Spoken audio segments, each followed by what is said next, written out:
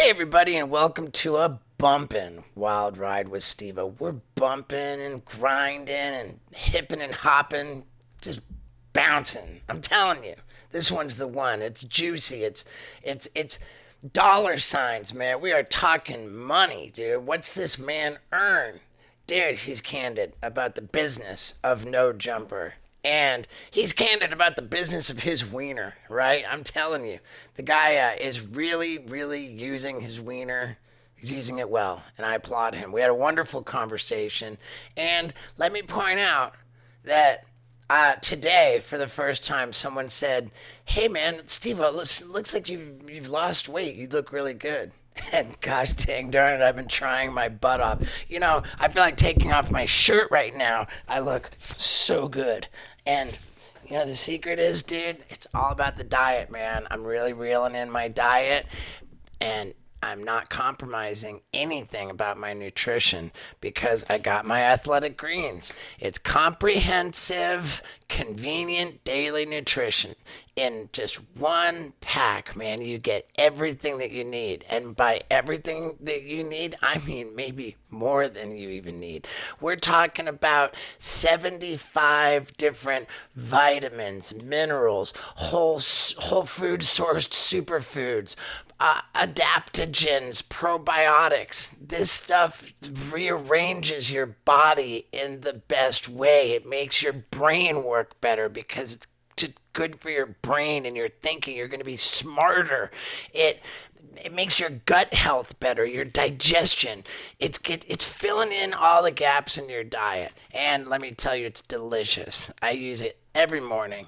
And hey, man, I'm glowing. It just shows. It just shows how well I'm taking care of myself, and I want you to enjoy, those of you who are watching this on YouTube, how good I look. And I want you to also go to athleticgreens.com/Steve-O to get 5 of these comprehensive, convenient daily nutrition packs, plus an entire year's supply of immune-boosting vitamin D with your first purchase if you go to athleticgreens.com/Steve-O.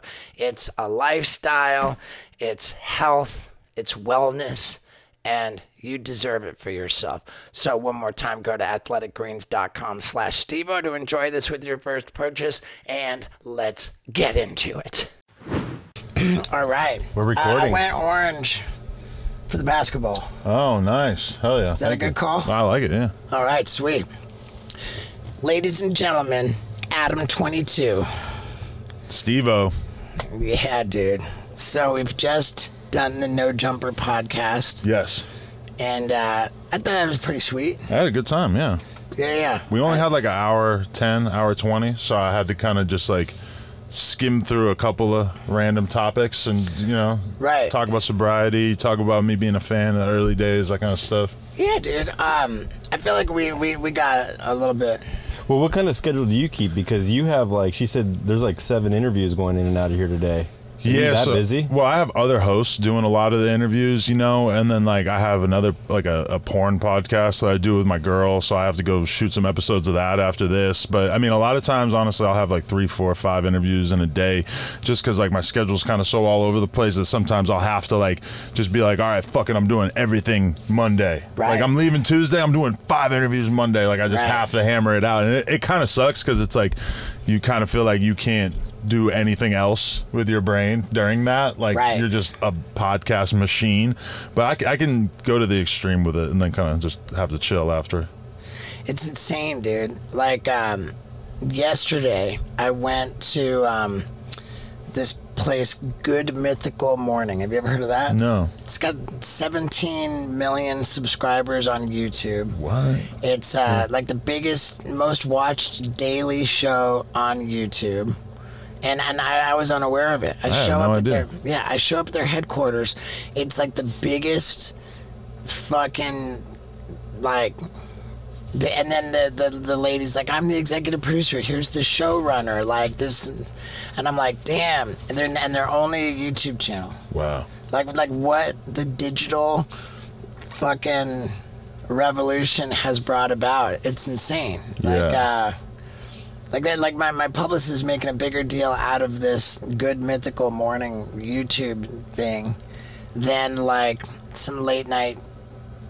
I gotta check that out. That's crazy. But yeah, no, for sure. And dude, and it was hilarious. Because when I started, it was just like, I want to interview people. I want to like see how much I can do, how far I can take this, how big of a, celebrities I can manage to interview or whatever. And then to see the game change so much that like we have like 8 different hosts doing interviews, and like just the fact that we were able to buy this fucking big ass building that I wish we were in right now so I could be showing you it, just to do more podcasts out. It was pretty crazy. Like I'm officially at the point in podcasting where everything I'm doing now is stuff that I never could have imagined doing when I started, which is pretty cool. For sure.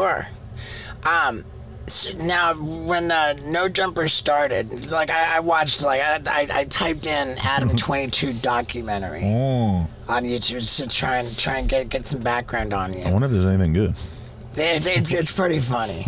like there's some clown, but he's like because of your talking about like your dad and Bill Clinton, and he's like, clearly he's like what the Freemasons, whatever. Like this guy said in this video, he says everybody knows that every president has always just been a puppet for the Freemasons. But that's a good example. Like when I started podcasting, I did not know that the end result would be people like making up theories about me being in a secretive society for views. Right. That's a twist that I never could have predicted. I mean, and until you've got people like making documentaries trying to tear you down, you know you haven't made it. Yeah. Someone, or DJ Academics actually told me years ago, he said, you're not really famous until you have other famous people publicly hating on you.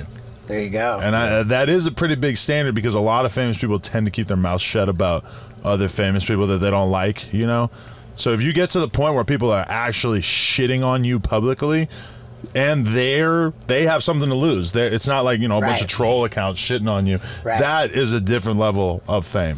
Right.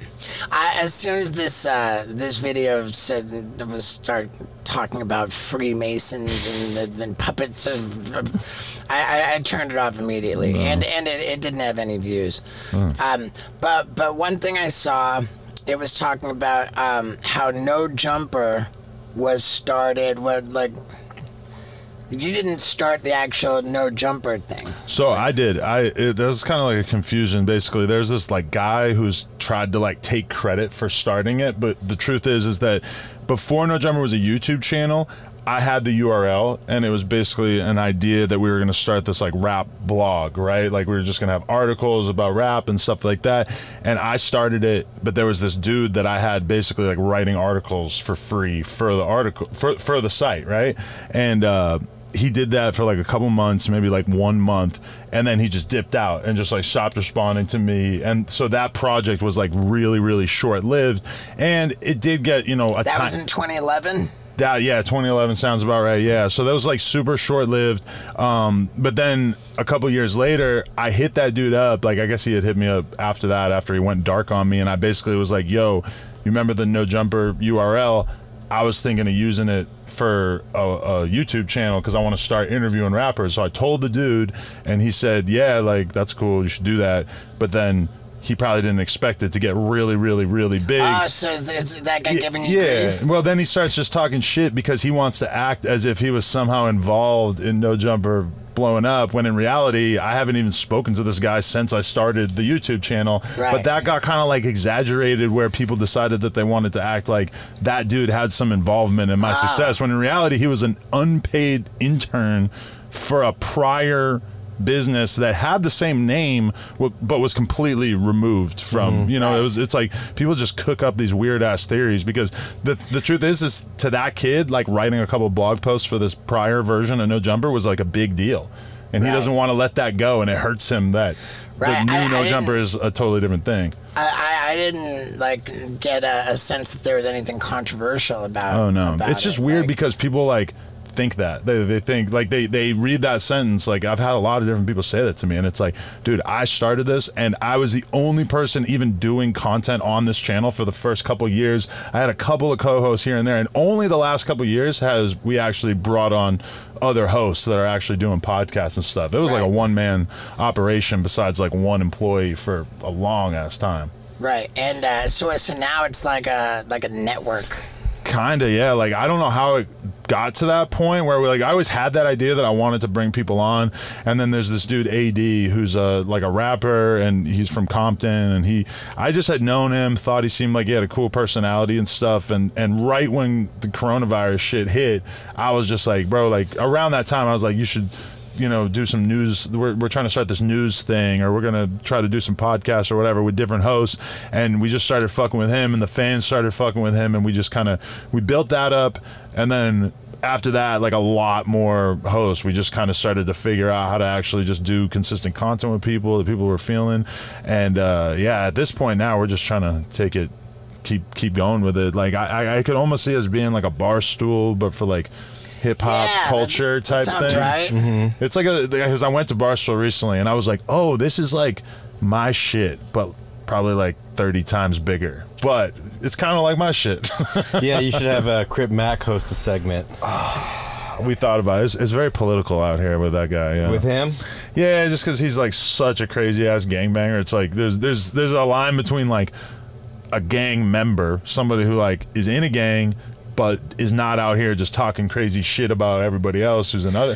But Crip Mac is like a different level where he's extremely aggressive, and you know, it creates a lot of problems with other hosts on the network and stuff. I remember seeing like Snoop Dogg come out with a new album, and fuck, it had to, I mean, years ago now, but probably not 10 years ago, and he was talking about like blue handkerchief coming out of my back pocket. And you didn't know he was a Crip before that? Yeah, no, I did know there was a Crip before that. Right. but I remember thinking my initial just sort of gut reaction was like, man, Snoop, you've come so far. Like, you don't need to be talking about blue handkerchiefs. Like, is that a fair thought? Nah, because I think somebody like Snoop Dogg, like gangbanging is whatever you make of it, right? Like, right. Like you could be a Crip and you could be literally like going out and trying to shoot your enemies every day, or you could be a 40-year-old dude who's like, yeah, I was a Crip coming up, or even like I know dudes who are young guys who are like clearly identified with a certain neighborhood or whatever, and it's not some negative thing. It's not like they've got to fight people or shoot people or whatever. Now the reality is for like most young people that there are a lot of negative consequences that come from it. But somebody like Snoop, I mean, even at the Super Bowl, he's throwing up fucking C's at the Super Bowl. You know, like right. the version of Crip that he's pushing is not a negative one. It's just love for his community. So he's like a Hell's Angel that's not the 1%. Exactly. Where it's like he appreciates the culture and he respects it and he has love for it, but it's not like he's endorsing any of the negativity that comes with it, you know? All right. Mm-hmm. That's how I would think of it, at least. And then there's 6ix9ine. I think you got to be a pretty funny guy for people to start cracking up like that just because somebody said your name. And what can I say? 6ix9ine, hilarious. We have a good laugh about him snitching and stuff. But one thing I do not joke about is my rest, man, my night's sleep. I mean, dude, let me ask you, how disgusting is your mattress? Be honest. And how well are you sleeping? Because I've got the answer, and I've got a great deal for you from HelixSleep.com. Helix will get you a personalized, tailored mattress for you by giving you this sleep quiz. You fill it out, and then they will match you with the perfect mattress. They've got 14 different types of mattress, luxury mattresses, mattress for big and tall, mattress just for kids. And when you order this personalized mattress, it comes straight to your door free of charge. How about that? And on top of that, they give you a 100-night free trial period, meaning that if you don't love your mattress for a full 100 nights, you can send it back for a complete refund. I'm telling you. But there's no way you're going to send it back because you're going to love it, because it's going to be the mattress for you. These are the Sleep Pros. And if you go to helixsleep.com/Stevo, then they're going to give you up to $200 off of any mattress that you choose, plus 2 free pillows. And I'm telling you that they're cruelty-free, no feathers pillows are my favorite pillows in the whole wide world. helixsleep.com, baby. Get yourself a new mattress. It's time to just throw away that old disgusting one. It's time to sleep better. And I'm telling you, one more time, go to helixsleep.com/Stevo for up to $200 off your mattress, plus 2 free pillows, shipped straight to your door, free of charge, and no risk 100 night. Come on. Jump on it. helixsleep.com/Stevo. Now, let's laugh at 6ix9ine. Yeah. Like, did you watch the documentary about 6ix9ine on Hulu? Yeah, I've had the pleasure of watching 3 6ix9ine documentaries because they interviewed me for all 3. Oh, wow. So I kind of wanted to see all 3. And I'll be honest with you, though, documentary making has come so far because each documentary managed to tell his story in such a different way, with using different characters and telling the story. All valid versions of it? Yeah, they're all pretty valid. Yeah, I was actually, it made me learn a lot about documentary making because I saw all the different routes that they were able to go with that subject matter, you know? You know, like my take, I only watched the one, I believe it was on Hulu, and it was like Daniel Hernandez or whatever. Okay. And I remember my takeaway being like, you know, the only thing that really, I think, kind of made him look bad was just at the very end, like with his baby mama saying, like, about, like, kind of not being there for the kid. Oh, man, she said crazy shit about him. Like, she said that he beat her and raped her and all this wild-ass shit. Yeah. Which surprisingly kind of went under the radar. Like, didn't really get that much attention because I feel like people had already decided that they thought he was a bad guy, and then she came out with, like, a really fucked up story about how fucked up he was to her, and I felt like people didn't really pay that much attention to it, which is, I mean, she's like a really great person from my perspective too, and like, yeah, I mean, he really is kind of like the supervillain of rap because he's just kind of burnt everybody along the way. It's crazy, dude. I mean, it's crazy. And like, we were talking on your podcast about people who get caught up in maintaining like the appearance of super success and just being flashy with cars and money and everything, but then they fall off and they still need to try to maintain this appearance, but it's beyond their means to do so. You gotta believe that that's kind of the boat he's in. 100%. Or like paying taxes. You know, a lot of those people don't pay taxes for 3-4 years. Like on TMZ, this has got to be the most uncomfortable look. Like on TMZ, he's trying to reconcile, like having like this like blocks of cash and saying this is millions of dollars. This is how I live. This is my lifestyle. I'm rich. I'm rich. I got houses on my arms. Like, yeah, what's a house? 250. In Florida, shit, that'll get you a lot of the way there, right? Yeah. House is 80 in Florida. But meanwhile, while he's saying this, I'm rich, this is my lifestyle, this is real, like he's saying to the judge in a lawsuit situation that he's broke and doesn't have any money. And then he's talking to TMZ with Harvey Levin and saying, look, man, like, I'm an entertainer. So it's like, so you're. Well, didn't 50 Cent do that too? He did. 50 Cent was in that same exact situation. But the thing about 6ix9ine is that he will come out and make songs talking shit about other rappers who are actual like real deal gang members who like are on some crazy shit that we could not even imagine how much murder and bloodshed they've seen, both their enemies getting killed and their family getting killed. And then meanwhile 6ix9ine will be calling them out, trying to provoke them to do something violent. And then also, meanwhile, I mean, he is a federal witness. He is required by law to tell the feds everything that they want to know. And he's so addicted to the idea of being perceived as a gangster that he's out here like really trying to pretend that while also having to stay in consistent communication with the FBI. Is that something that's an ongoing thing? Yeah. I think he has to check in, like, and that's why I think people don't want to beef with him.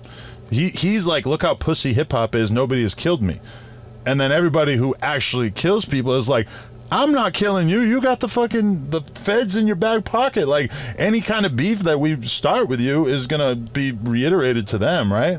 Yeah, he's probably being watched 24/7. Everything's tapped. I mean, there's got to be like no precedent for like someone who's turned like state's witness or whatever, federal informant, and like normally you go into like a witness protection program, but this fucking guy. They tried to get him to do that, and he didn't even want to have personal security, and that's why like there's a video of him going into a gas station, and he's just buying something. And you could tell he's like alone, or like maybe there's a girl in the car, and he's got a bag that he's wearing right here, and he's got his hand in it. Like you could tell he's holding his gun while he's going in the 7-Eleven to buy a fucking soda.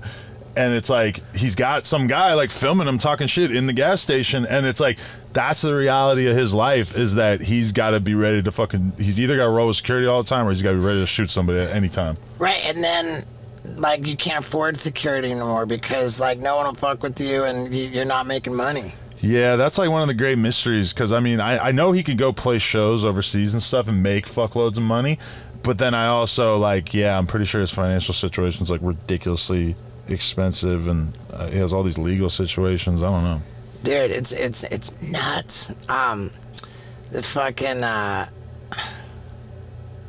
yeah, it's just so fascinating. What was he just put out a song recently, and it was like pretty good, right? It didn't do that well. But when he was like riding on the car through New York, like on top of it. Yeah, I mean, it felt like it was kind of attached to like an energy drink somehow. Yeah, he started an energy drink and an NFT collection called Gine. Okay. But the NFT collection did pretty good, I think, right? I would really doubt that. I'm going to be honest with you. Like, NFTs are not like having a good reputation. It's not a great market right now, and I think especially if you're a rapper pushing an NFT, that the fans are even more turned off. Because there was a while there where everybody was trying to get me to do a fucking NFT collection and trying to pay me, like, let me give you 40 grand to say that you're fucking with my NFT. And I'm just like, it took me a while to understand, and then by the time I really fully understood, I was like, I'm glad that I said no to almost all of this. I might have posted a couple of them, but I sold one. Really? Like not like backing anybody else's NFTs. I just created one and put it on a thing. Right. Sold it for what at the time I sold it for 1 ETH, which at the time was like $3,000. Mm-hmm. And so you set up like a crypto wallet kind of a thing, right? And the password is like a series of words and everything, you know. I write it down on a fucking box. You lost it? Yeah, my editor threw it away. And dude, I'm like, dude, you fucked me. You threw away my ETH. And he goes, dude, I'll wait till it crashes. I'll pay it back. Yeah, that's hilarious. Yeah. No, I interviewed a girl who made like hundreds of thousands of dollars farting into jars and selling it. So she would sit around all day drinking protein shakes and then just like farting, like just holding these jars to her ass. And I think she would put like I forget if it was a cotton ball or something to help like keep the fart smell in the jar. And she sold so many of these, but she said she made herself sick from all the protein shakes. She had to go to the hospital. So then she started selling fart jar NFTs, right? And I guess she made a lot of money selling those, all these thirsty ass dudes too. And like in the interview, she's like, I've created this custom fart jar NFT for you, and it was like customized. I think I had a 22 on it from me or whatever. And then after, she just kept hitting me up like, hey, can you like send me your crypto wallet, your OpenSeas, whatever, so that I can send you this fart jar NFT? And I don't think I ever gave her the information. So I never redeemed it. So if it does end up being very valuable, which it will not, then I will have missed out. Or she will owe me. Here's the thing, dude. That fucking NFT was structured such that every time it gets resold, I get 10% of that sale. And I think it's been resold like a fuck ton of times. I think it's crazy. I don't even can't get any of it because you're locked out of the whole ecosystem. I don't even want to know. Damn. And part of me thinks like it's poetic and kind of beautiful that like that was my one little experience with crypto. And like, Scott loves crypto. I think it's the future. I think so too. I was actually thinking like I want to buy like a couple $100,000 worth of Bitcoin right now. I mean, dude, do you ever think about like doing porn in the metaverse? Right before crypto crashed, I had this metaverse company hitting me up, trying to pay me a fuckload of money, like many millions of dollars, to basically do metaverse porn with my girl and other guests or whatever. And at first, I'm like, you know, this sounds stupid as fuck. And then they like keep stressing. I'm like, all right, you know, if this is how much it's gonna pay, I will take some days out of my life to film this metaverse. Sure, porn. I'll get in a threesome. Yeah, well, but with like little probes all over your body and like a green screen background and all this weird shit that we're gonna have to do for the metaverse thing, I think, right? But then crypto crashed and then they just stopped emailing me, and I was kind of relieved. Yeah, we have a buddy who's close by. I'm not gonna say his name, but because he has the Oculus, and I'm like, you ever watch porn on the Oculus? He's like, dude, watching porn on the Oculus and you have like that dick sucking machine. He's like, it's the best experience of all time. How do I not know about this? Dick sucking machine. Yeah, like I guess it like just I don't know. You put it over your dick, it's just like zzz, zzz. It's like a little machine that just fucking. I want like a car wash for my dick, like with little like brushes and like soap and. Yeah, we could. Yeah, you could do something like that. Because I mean. I haven't been in the porn metaverse, but my friend AD, he was saying he went in it, and I was like, how was it? And he goes, it was weird. I had a white dick. he's like looking down at like a white dick for the first time in his life in the metaverse, which I guess he maybe just didn't update the shade, if you can do that. But yeah. That's I crazy. mean, I don't know, dude. Like I refuse to like jerk off with lube, or like I didn't even like watch porn when I would jerk off for the longest time. I would just jerk off to my memories, and now I watch porn more often.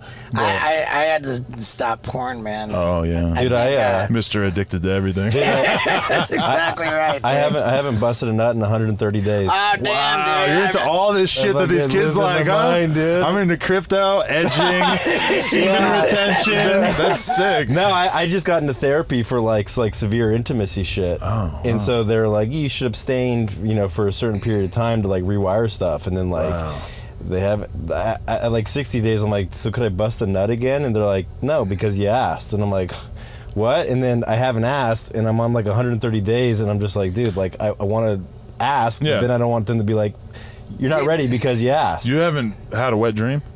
No. I used to have wet dreams before I figured out how to jerk off when I was a kid. I got on my hands and knees like 3 days ago and prayed for a wet dream.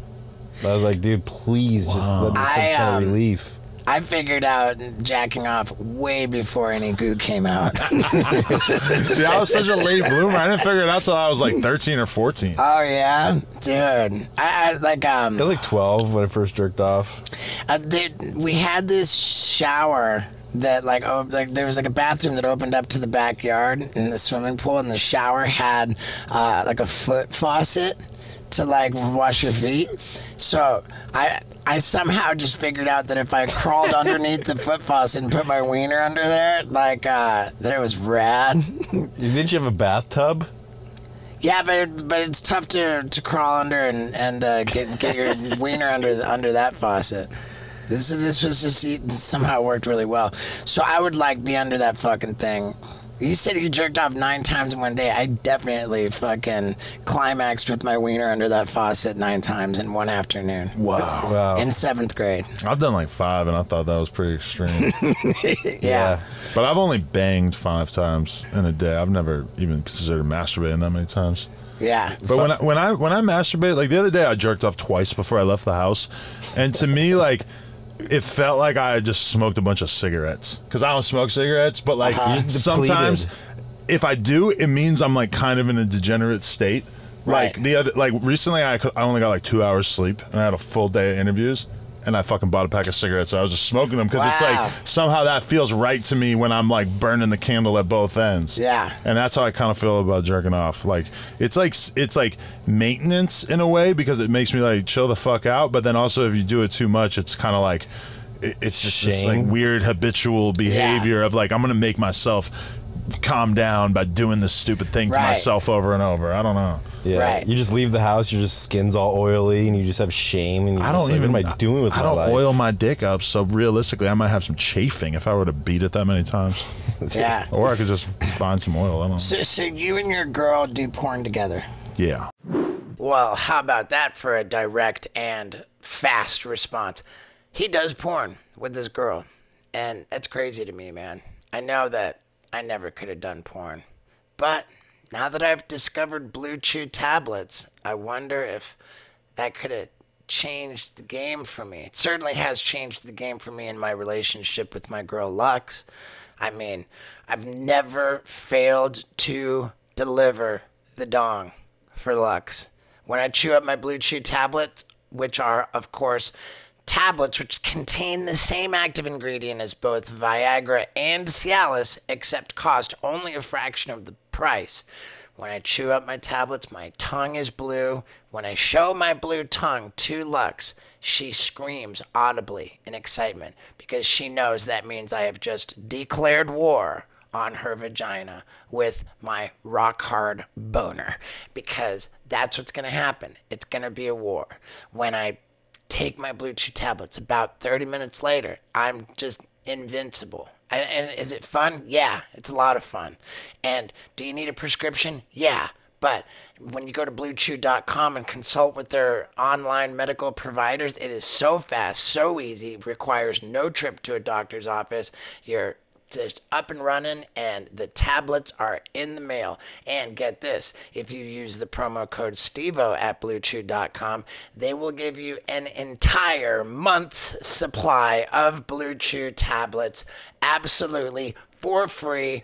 All you have to pay is $5 for shipping. Let that sink in for a moment. $5 for shipping is all it's going to cost you for an entire month's supply of Blue Chew tablets. What that means is that an entire month of just unbelievable boners is in store for you if you go to bluechew.com and use the promo code STEVO. You are insane if you have not tried this, so jump on it right now. And one more time, bluechew.com, promo code STEVO. And let's jump into this porn talk. So your girl just does porn? So she does porn just with me, and she mostly just does the OnlyFans shit, and then we have a show together called Plug Talk, available at onlyplugtalk.com, where basically we interview chicks and then we bang them together. And that's what I'm doing right after this. Wow, dude. So you're going to bone today? Yes. Do you know who you're going to bone? I do. Can you say the name? It's like Little Quiche.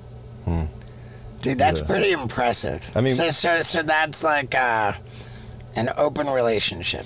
Well, but not really, because like I don't fuck with other girls in my regular life. She doesn't fuck with other guys, but we do stuff with other girls on camera. So besides the content, we have a normal monogamous relationship.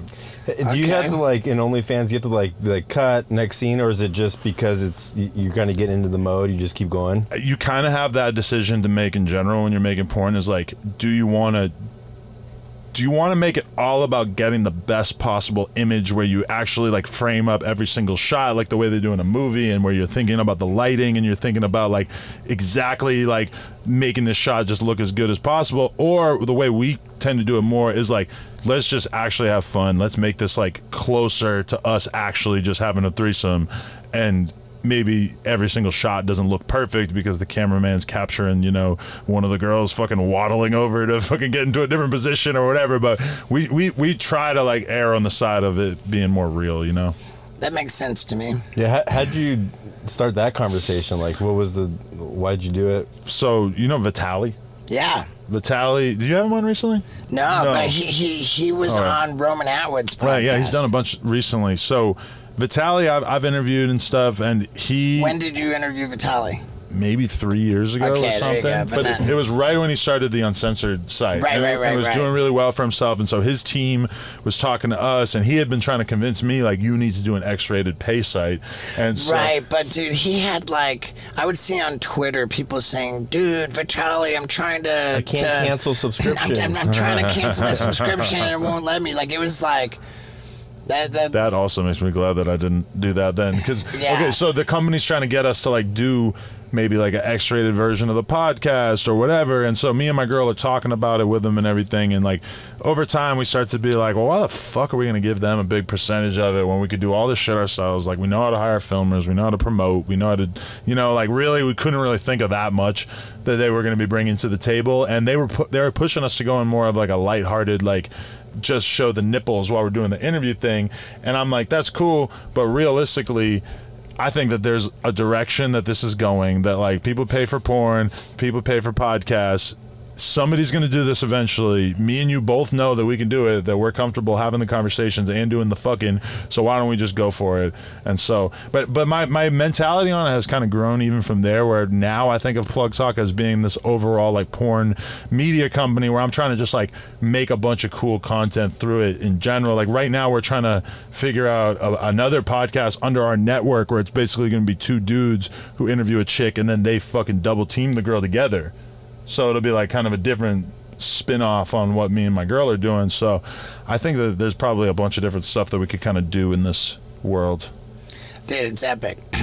I know. I was like, dude, I should put on Pornhub like, you know, 130-day load and see like how many downloads it gets and just see how big the load is. Dude, wow. I thought about your celibacy like the last time I saw you in Waco, and I thought to ask you, but I was like, I don't want to. You know, in case I slipped and it was been on a couple of conversation. It felt like kind of personal. Like no, it's cool. Like, I mean, I went on a date last weekend and it was cool. Like I got to go on like 10 dates before I sleep with a chick to like really get to know somebody. That's the rule you've given yourself?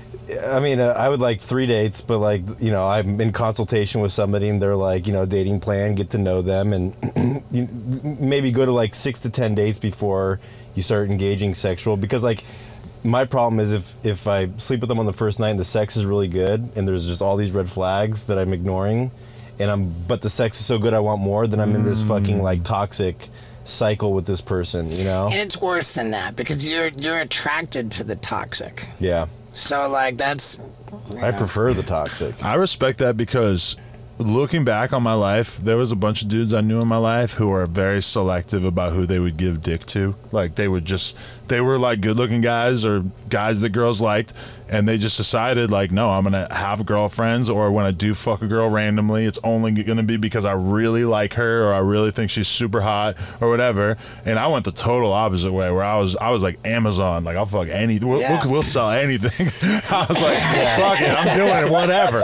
And I just wanted the experience. I don't know, I just wasn't worried about fucking some fat girl that I met at the bar. Like, all right, I'm just gonna do it, you know. And when I look back at my life, I'm like, clearly it would have been better for me to be a bit more selective. But like at the end of the day, with you and your girl, like it's not all just sex. Like you guys are like best friends or friends, right? Yeah, I mean, like that's important. It's like going hiking together, right? Banging a different chick together. It's funny though, because it's like you are dealing with like the negative like side of like being overly sexed, kind of like with what you're talking about, whereas like a lot of times people want to ask me like if I have that kind of relationship with it, and I'm like, honestly, I feel like doing this kind of content has given me a way healthier relationship with sex, because it's just totally demystified it, where it's like once banging a bunch of chicks at one time is like your job for the day, and it's just kind of the thing that you're showing up and doing, that totally just removes this layer of, I don't know, like the way sex just seems like this thing that you just want so bad, and it's so exotic and special and fetishized, and a lot of that kind of goes away once you get used to doing it as a job.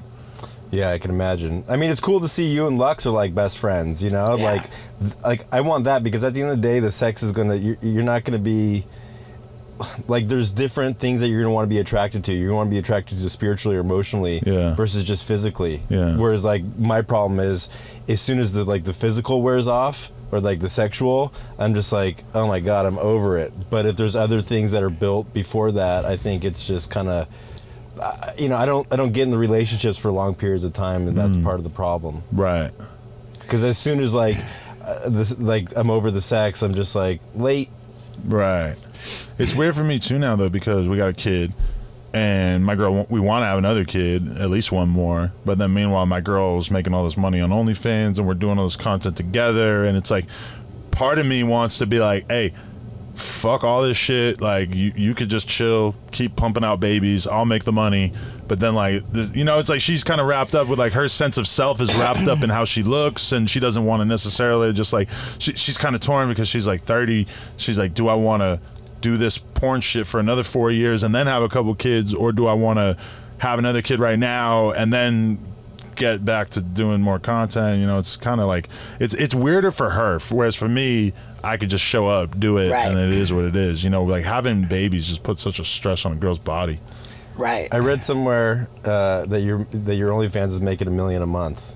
Is that accurate or no? I think my quote was that in general I make like around $1 million a month. Okay. Yeah. So it was like, it's funny because I feel like I've never really like said anything about how much money I make, and I wanted to say it on this one. It was like a business podcast, right? And I just wanted to throw that number out there. And it's not like we are actually like making that every month, or it's like, obviously there's a lot of expenses, a lot of things that go into shit in general. Like, anybody can tell you that their business is not the net amount that they bring in that month or whatever. Yeah. And it's shocking how fucking little remains after all the overhead and after taxes. and Jesus fucking, Christ, yeah. Welcome to paying 50% in taxes. Yeah, I mean, 'cause there's it's a whole thing. There's a lot of girls making money on OnlyFans that weren't making money before, and it's like, dude, what about all these chicks that are like making a fuckload of money? Like, are they paying taxes? Like, you gotta be careful. Like, nobody's telling them to, like. Well, you know? hopefully they are, because for sure your OnlyFans revenue is being reported very transparently to the government once you transfer it into your bank account. Yeah. But yeah, like, I mean, the only reason I wanted to say that is because, you know, in my world, the rap world, it's like rappers feel totally fine telling you, hey, I made 200,000 for playing a show last night, or I made 50,000 for doing a walkthrough, or I just dropped this album and I made $1 million, whatever. And it's like, as a media person, you're kind of expected to never do that. And the reality is that I kind of like look at the up and coming generation of YouTubers, and I want to like inspire them, or at least let them know what's possible. So I kind of like felt like airing that number out, and I just picked that number to just give like a sort of oversimplification. But just because I want these kids who do YouTube videos and shit to know that it's like, yo, if you're making $5,000 a month right now, I mean, there's possibility. Like, I was in that position too, and I grinded my ass off and built my business into something way crazier, you know? Yeah. For sure. Yeah, I heard you guys when I went in there talking about Steve Will Do It and, you know, getting canceled on YouTube, but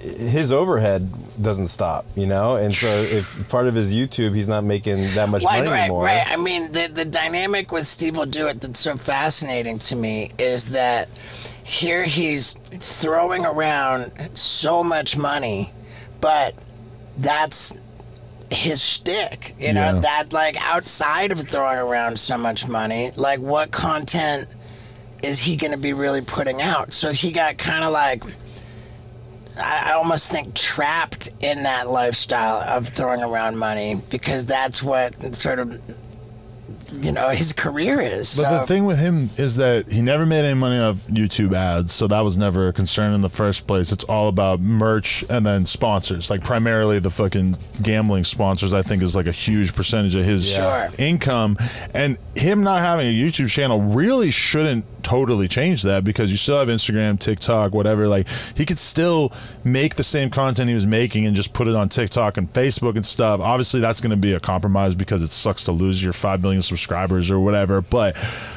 like, I really think that if he just like dedicates himself, that he'll be able to make it so that him having a YouTube channel doesn't really matter. But he's going to definitely have to be creative. And yeah, I mean, like, I've always felt like that, watching all these people give away so much money. It's like, it is inspiring and it's heartwarming and stuff, but then at the same time, you're like, is this work in the long run to make a YouTube video that you make 10 grand on, and you're spending 100 grand in the video? Like, me, just as like a person who was broke not that long ago, I'm just like, it just doesn't make me feel comfortable. Right. Me too.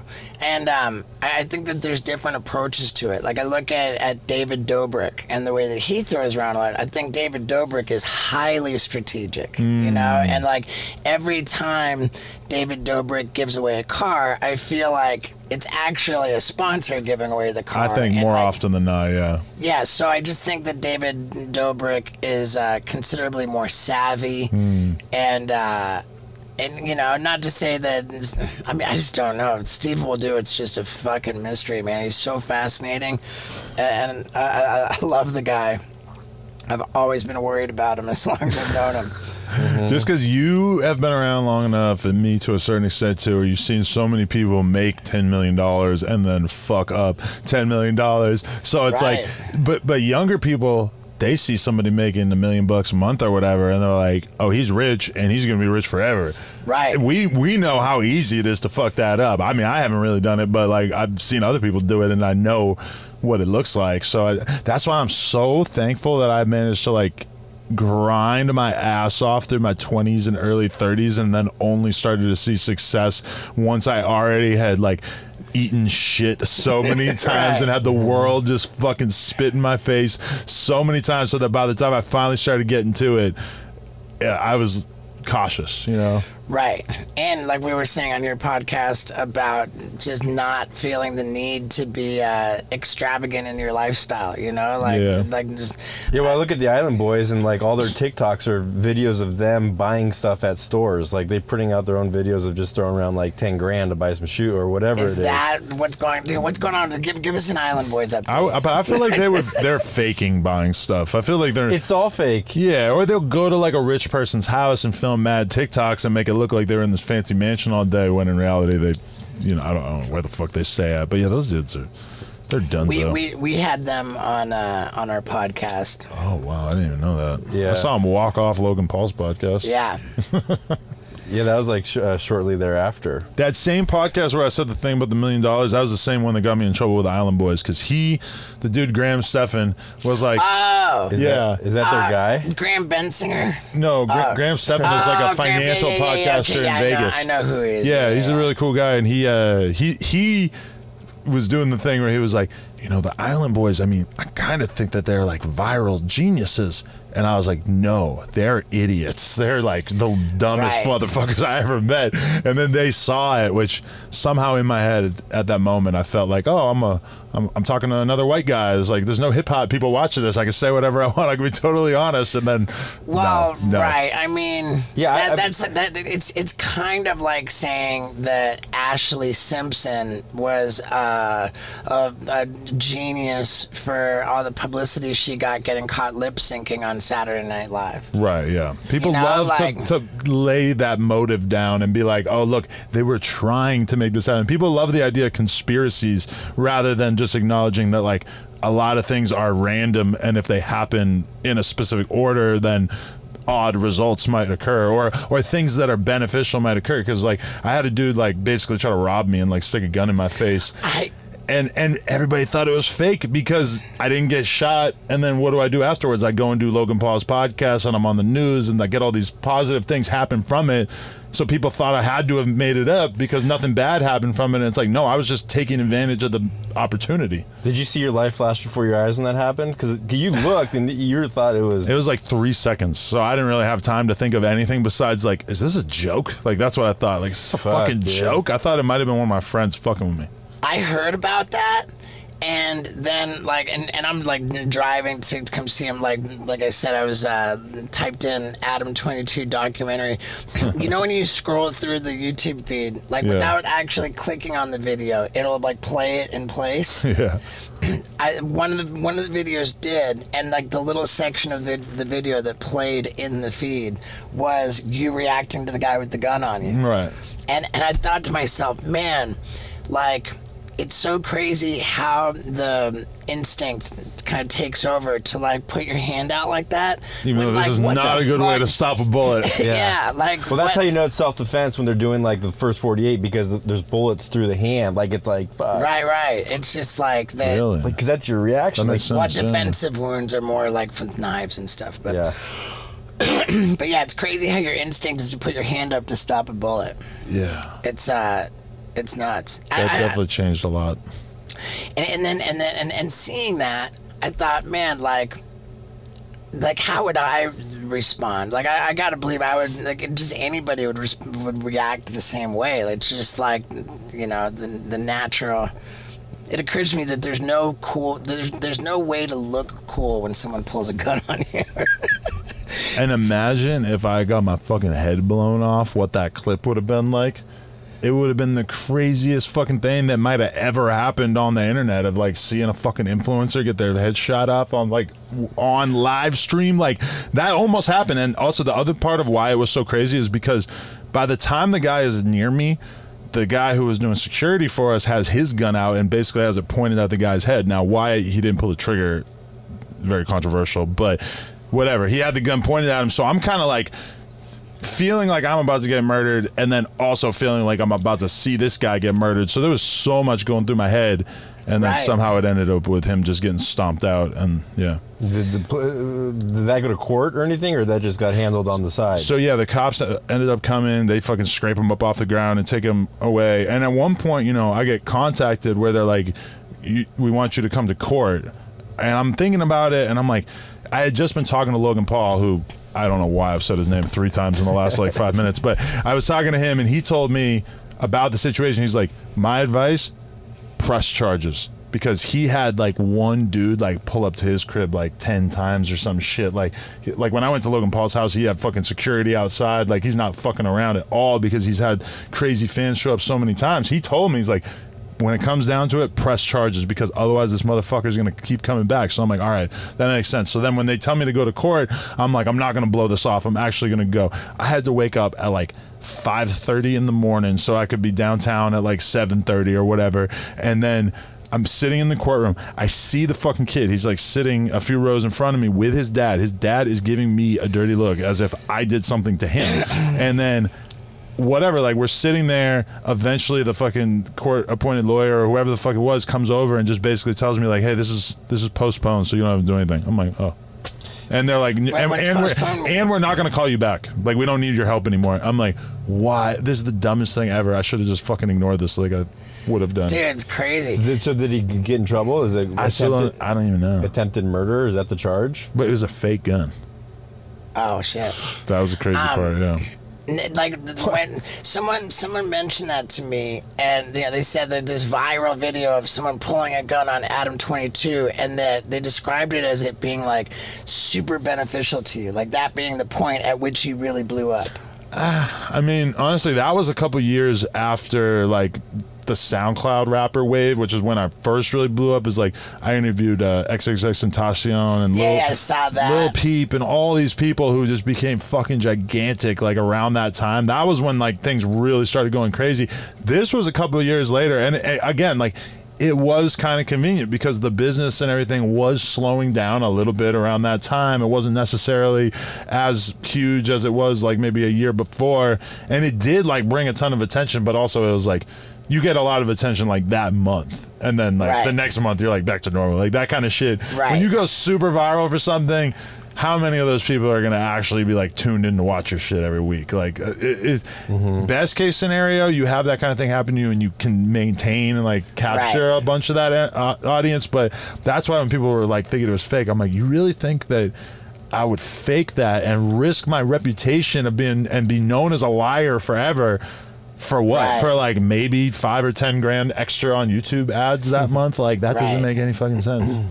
Yeah, it's I've always felt super strongly about not faking shit, and dude, just read like that's from what I saw, just that like you said, 3 seconds, and I saw it like I was just repeating that 3 seconds. That read very real, dude. Yeah, you're not faking it like that. You know, I mean, why would somebody? I even respect the shit out of it that you've got that footage of like, yeah, this is how that it's so real. I almost finished because like, okay, that what we were doing is like when there was the YouTube adpocalypse in 2018. I don't know if you were here really, but I mean, dude, I was already like like not ad friendly. Right, so. But we like. I remember right when that happened, I was making maybe like 50 grand a month off YouTube, just putting out so much shit, and all of a sudden it became 5 grand a month, and that's when I was like, oh fuck, like I gotta actually figure out all these other revenue streams that I haven't really like touched on yet. Like we gotta start being more serious about merch, and we gotta be more serious about like I had heard about people streaming, and I was like, well, maybe I can just stream. And so I start streaming, and then people start being like, yo, here's $10, listen to my song. And I'm like, all right, well, you gave me $10, I gotta listen to a song. That like spiraled out of control to the point where I was like, all right, I got to charge more. I started charging like 50 or 75 to $100 like to listen to their song, and it just kept coming in, and all of a sudden I was making like almost $100,000 a month off just listening to people's music on live stream, like $100 at a time, which that is 1,000 songs a month, which sounds fucking kind of depressing to listen to that many fucking random SoundCloud rap songs. But that was what saved me when the apocalypse happened, and that's exactly what I was doing when the guy came in with the gun. Is I was sitting in the back of the store with a couple people smoking blunts and watching fucking people's music. Fuck, dude. Dude. So that, Dude, the music game is crazy. I just met up with a guy that signed a record deal, and he was like, dude, every time my song gets played on the radio anywhere around the world, I make $40. 40? What? That's what he said. That doesn't sound right. I don't know if he's full of shit, but that's what he told me. It sounds like more like maybe every time a radio station plays it, they've like now acquired the song in their library. Maybe for every radio station that takes on the song. I never heard anything like that. But I never heard anything like that. But maybe, I don't know. Yeah. Now on your Instagram bio, it says you're a rapper. Yeah, that's a joke. Yeah. Let me ask you this: were you ever familiar with my attempt at becoming a rapper? Oh, I do remember this. Yeah. What year are we talking?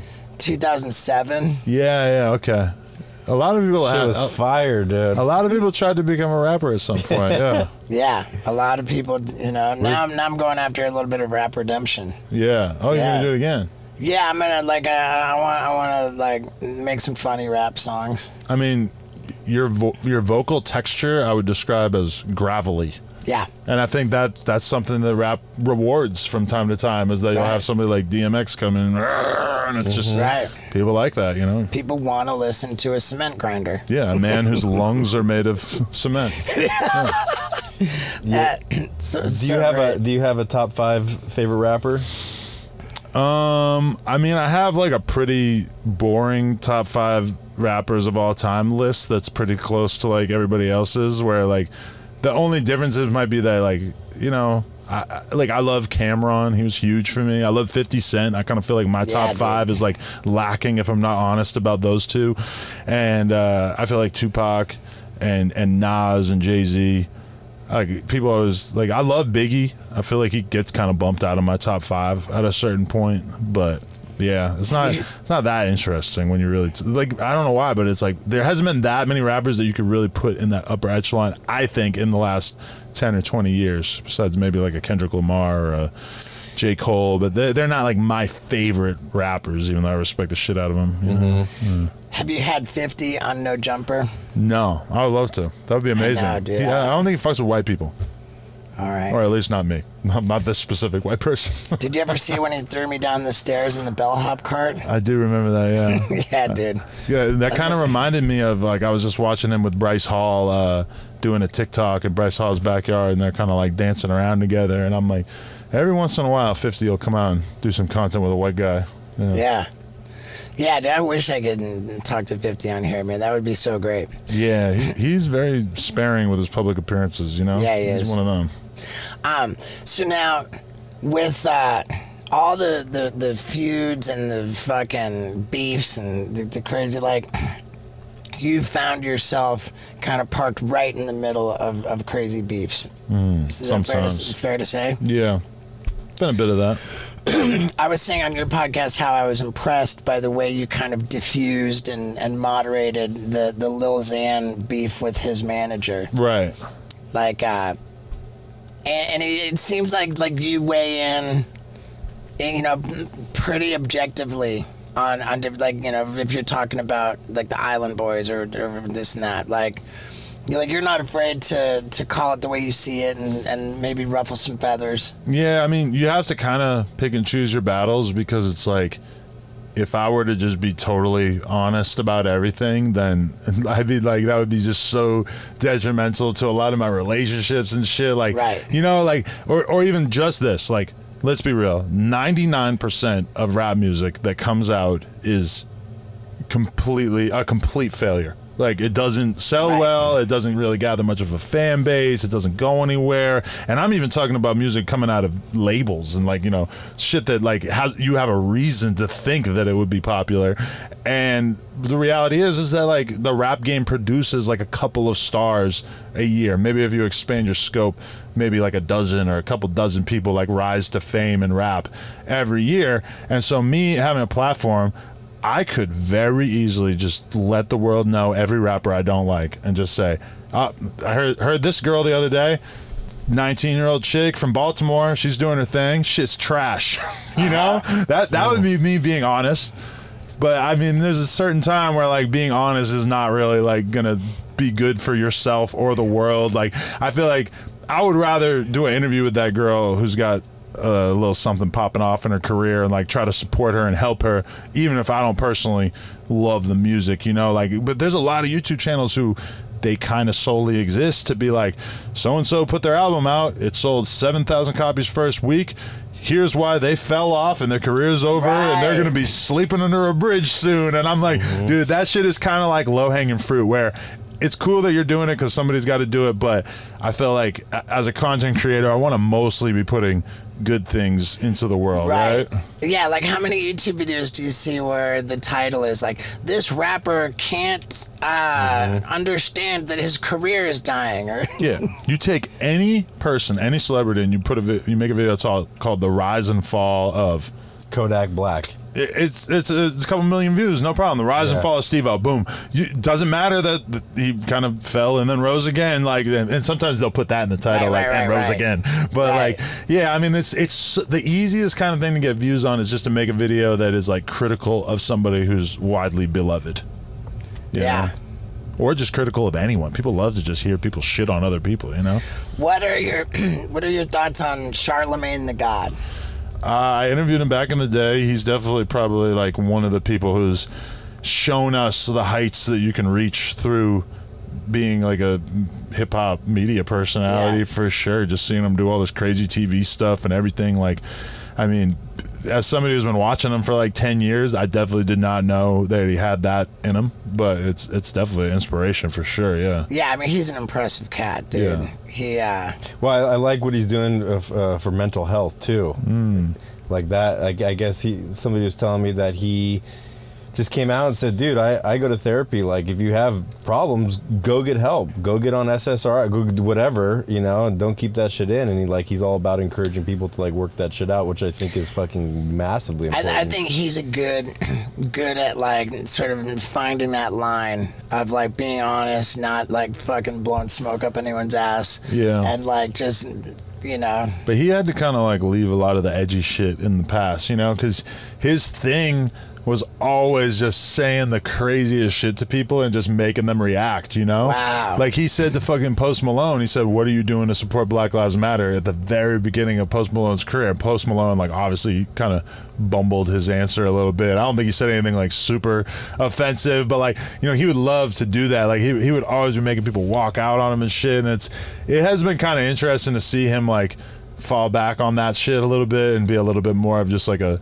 good interviewer, you know? Well, you think because the Birdman fucking came in there was just like, yo. No, I think he doesn't want to get canceled. I think that Charlemagne at a certain point decided that he doesn't want to make the woke people angry, and he sort of fell in line to a certain extent. But I mean, I still respect it, you know? It's like, it's not for everybody to be edgy for the rest of your career, you know? Sure. He has Kamala Harris, who's really running the country, and she acted like she didn't hear him, and she just dipped. Yeah, and in moments like that, you are like, okay, that's the old Charlemagne right there, giving her a hard time. Yeah, he was classic with 6ix9ine. You know, and that wasn't being edgy. That was just being like... Nah, but 6ix9ine ran fucking circles around him in those interviews. That actually was when I realized how powerful of a communicator 6ix9ine was. That I've always compared him to Donald Trump in the sense that, like, he just is the biggest piece of shit, but he can just control the room and everybody's attention, you know? And when I saw 6ix9ine, like, not the first interview, but the second interview that he did on Breakfast Club, which, as far as I could tell, is like the biggest rap interview ever, because on YouTube, because I went and looked, because That I was was when trying. he said he only fears the feds. Yes, but I went and looked to see if it was the biggest rapper interview of all time because I thought my XXXTentacion interview might have the most views of any rapper interview ever on YouTube, but I think that one has a little bit more.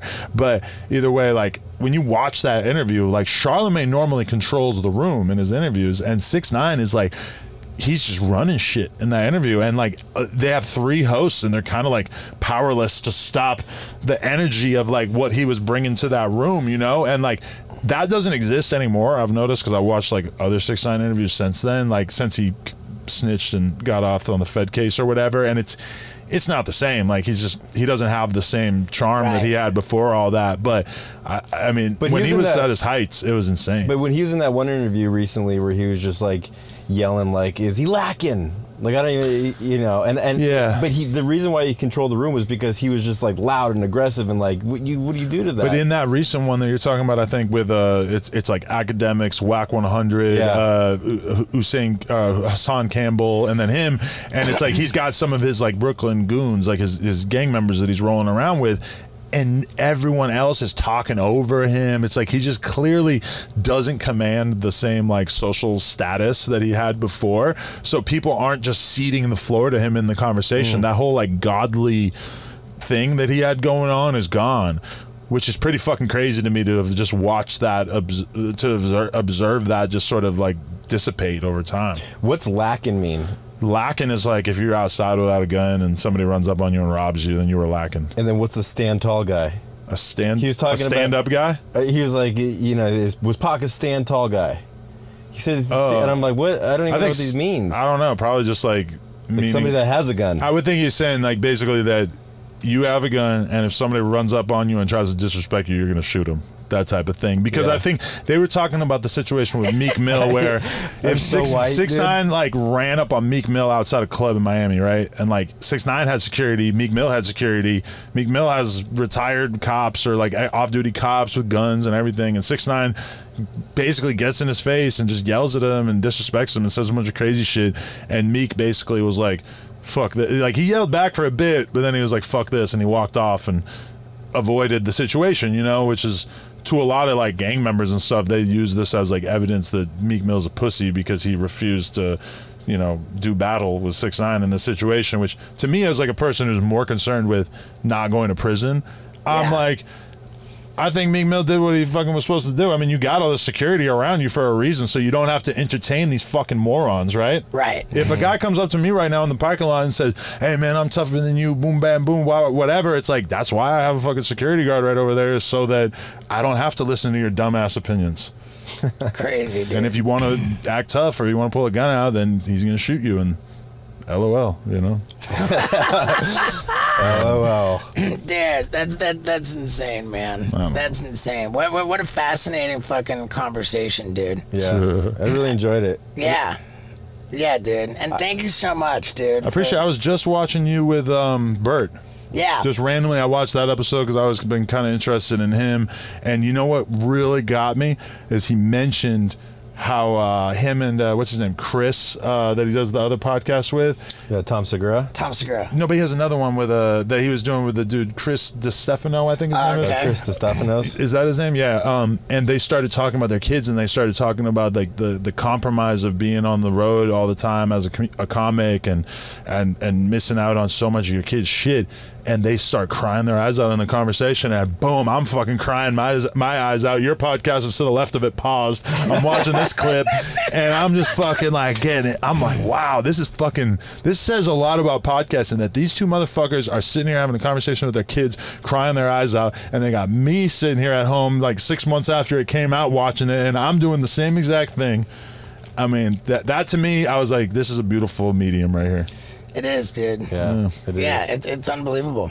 I know, when I looked you up, because I was like, man, this guy, I always see you on TikTok, and I've been following you for a couple of years, but then I'm like, how old are you? And we're the same age. And I always love seeing people the same age as me, like, killing it. And, appreciate like, you know, I see, like, like Shia LaBeouf, me and him are the same age. It's like, you know, because, like, we grew up in the same era. It's like, dude, you made it. Sick. And I'm always, like, stoked on you when I see you. Because me coming from, like, the BMX world, and, like, I'm sure you guys would say the same thing, is that, like, when you're younger and you see people around you getting successful, it can be kind of like you feel like, oh fuck, like all the BMX dudes I would see who are like getting sponsored and they're on covers of magazines and shit. I'm like looking at them like they're the fucking man, and I wasn't good at bike riding like that. I just loved the community and the culture and everything, and you know, to be able to like actually see some heights in my career like this late into it, I definitely don't take that shit for granted, for sure. And I mean, I think about it all the time. Like even when I was listening to them cry and have that conversation about missing their kids growing up because they're on the road making 6 figures for a tour or whatever, it's like